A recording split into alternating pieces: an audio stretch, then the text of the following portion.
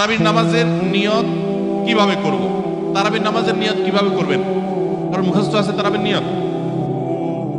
আমায়তুয়ান বলেন, কার মুখস্থ আছে? একজন বলেন।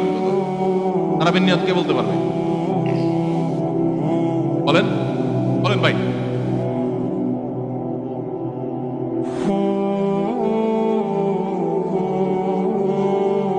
মাশাআল্লাহ মাশাআল্লাহ, এবারই পুরস্কার দেওয়া উচিত। বসেন, আপনি অনেক কষ্ট করে মুখস্থ করছেন।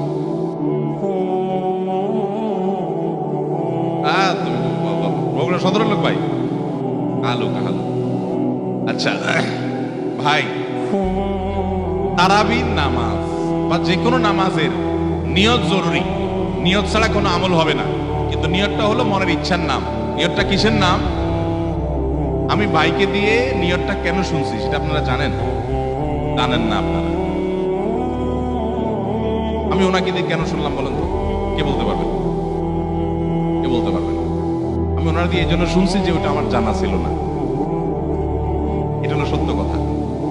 ওটা আমি নিজেও জানি না। নামায়তুয়ান দিয়ে শুরু এটা জানি, কিন্তু বাকি শেষেরটা আমি জানি না। এই জন্য আমি চাইছি একটু শুনতে আর কি। আমি জানি না এই জন্য যে কোরআন হাদিসে কোথাও পাই নাই। এখন ভাইরা কেউ পাইলে তো ভিন্ন কথা, আমি কোথাও পাইনি। এই নিয়ত মুখে এরকম গদবাদা উচ্চারণ করা, হ্যাঁ এটা পাইছি আমরা ছোটবেলা বগদাদি কায়দায়। বগদাদি কায়দা এটার জন্য কত মাইদ্যরে হয়তো খাইছি, পাইয়া তখনই ভুলে গেছি। এটা পরবর্তীতে কোরআন হাদিসে যেহেতু পাই নাই, এই জন্য আর আমরা ওটা মুখস্থ করি নাই।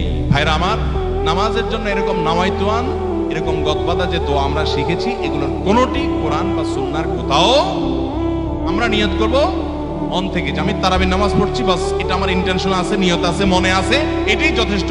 মুখে উচ্চারণ করা জরুরি না, এবং মুখে উচ্চারণ করা এটা সুন্নাহও না।